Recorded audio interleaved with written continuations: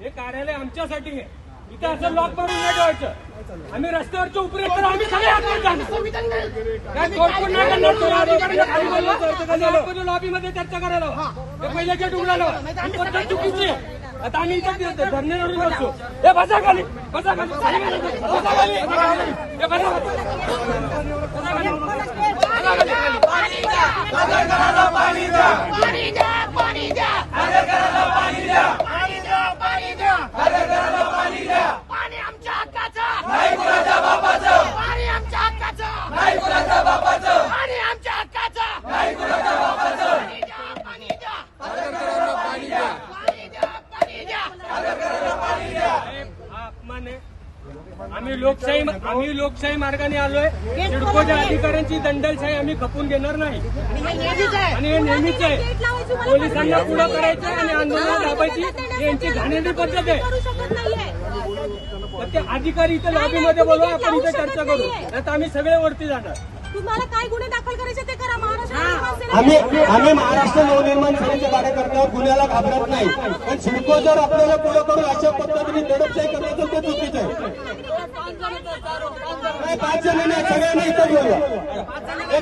मागणी खूप सिंपल आहे. आम्हाला पुरेसं पाणी पाहिजे, खारघरकरांना पुरेसं पाणी पाहिजे. फक्त आम्ही लास्ट 3 महिने झाले पत्रव्यवहार करतो. त्या पत्रव्यवहारामध्ये दोन दिवस पाणी सोडलं जातं, आम्ही फॉलोअप घेतो. त्याच्यानंतर तीच परिस्थिती आहे सेम. ही लोक पाणी सोडत नाहीत. मग जे पाणी सर्वसामान्यांचं आहे ते बिल्डर लॉबीला देणार. अनेक प्रकल्प इथे उभे राहतात, त्यांना कधीच पाणी कमी नाही पडत. आणि मी माझ्या माहितीमध्ये असं कळलं, मला काही लोकांनी फोन करून सांगितलं, म्हणले दादा जे सिडको प्रशासनाने जे बिल्डिंग बांधलेले आहेत नेमका तिथे जास्ती पाणी प्रॉब्लेम आहे. आणि जे जुन्या बिल्डिंग आहे तिथे पण खूप मोठा प्रॉब्लेम आहे. 2 दिवस 3 दिवस सोडून आणि गढूळ पाणी आल्यानंतर तिथे पण लक्ष दिलं जात नाहीये की बाबा इथे गढूळ पाणी येतंय आणि ह्या पाण्याचं फिल्टर होतंय की नाही हे देखील चेक करता येत नाही. तर आमची मागणी हीच आहे की खारघर वासियांना आम्हाला पाणी प्यायला स्वच्छ आणि चांगलं पाणी पाहिजे आणि ते पण नियमित पाहिजे. जर नाही दिलं गेलं तर आम्ही येणाऱ्या टायमामध्ये हे जे आंदोलन तुम्हाला दिसतं 400 लोकांचं 500 लोकांचं, हे 4000 ते 5000 लोक येतील आणि सिडकोला त्या टायमाला धडक देतील आणि ते आम्ही ठिय्या आंदोलन करू. त्या टायमाला आज पाणी न होता काही लोकांचा हा प्रयत्न होता. आमच्याकडे मेसेज आले, स्क्रीनशॉट्स आहेत की त्यांचा हा प्रयत्न होता की इथे गर्दी झाली नाही पाहिजे म्हणून. आणि आम्हाला काही भगिनींचे पण मेसेज आले की दादा पाणी आता आज सुटलं आलंय तर आम्ही काय करू, मोर्चाला येऊ की नको, आमच्या घरात तर काहीच पाणी, जर मी मोर्चाला आले तर पाणी भेटणार नाही मला काही. तर मी म्हणलो की ताई तुम्ही पाणी भरून घ्या, आम्हाला काहीच प्रॉब्लेम नाही. तरीही या एवढ्या मोठ्या संख्येने लोक आलेले आहेत, उतरलेले आहेत.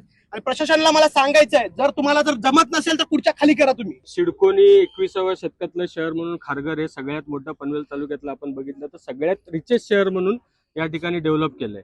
परंतु गेली 10 वर्ष झालं महाराष्ट्र नवनिर्माण सेनेच्या माध्यमातून ह्या सिडको ऑफिसवरती आम्ही वेगवेगळ्या प्रकारचे आंदोलनं करतोय. मला एक गोष्ट अजूनपर्यंत समजलेली नाहीये की एप्रिल आणि मे मध्ये पाणी टंचाई येते परंतु टँकरवाल्यांना पाणी भेटतं. याचाच अर्थ स्पष्ट होतो की सिडको अधिकाऱ्याचे आणि टँकर लॉबीचे साठे लोटे आहेत. सिडकोच्या अधिकाऱ्यांना टँकरच्या बिलांच्या मागे कमिशन भेटतं, टक्केवारी भेटते म्हणून लोकांना टँकरनी पाणी पुरवता येतं. पण स्वच्छ आणि सुंदर 24 तास किंवा निदान पुरेसं पाणी तरी पुरवायची या सिडकोच्या अधिकाऱ्यांना मला वाटतं लाज देखील वाटत नाही की हे टक्केवारी खाऊन लोकांना पाण्यापासून वंचित ठेवतात. त्याचप्रमाणे खारघरमध्ये मोठमोठ्या प्रकारच्या आणखी बिल्डिंग डेव्हलप होत आहेत. आमची महानगरपालिका आणि सिडको प्रशासनाकडे या निमित्ताने मागणी आहे की जोपर्यंत पाण्याची पुरेशी व्यवस्था होत नाही तोपर्यंत कोणत्याही प्रकारच्या सोसायट्यांना परवानग्या किंवा ओसी देण्यात येऊ नये. प्रशासनाचा नेहमीच प्रयत्न असतो. प्रशासनाला काल कळलं की खारघर मधून अनेक नागरिक या आंदोलनामध्ये महाराष्ट्र नवनिर्माण सेनेचे सहभागी होणार आहे म्हणून आज 1 दिवसासाठी पाणी सोडलंय. माझी आता ह्या सिडकोच्या अधिकाऱ्यांना आपल्या मार्फत विनंती आहे की जसं आज आंदोलन दडपण्याचा प्रयत्न आपण करून पाणी सोडलं, त्याला त्या निमित्ताने का होईना आपण पाणी सोडले ना तर रोज आपण असंच नागरिकांना पुरेसं स्वच्छ आणि सुंदर पाणी द्यावं अशी माझी त्यांना या निमित्ताने विनंती.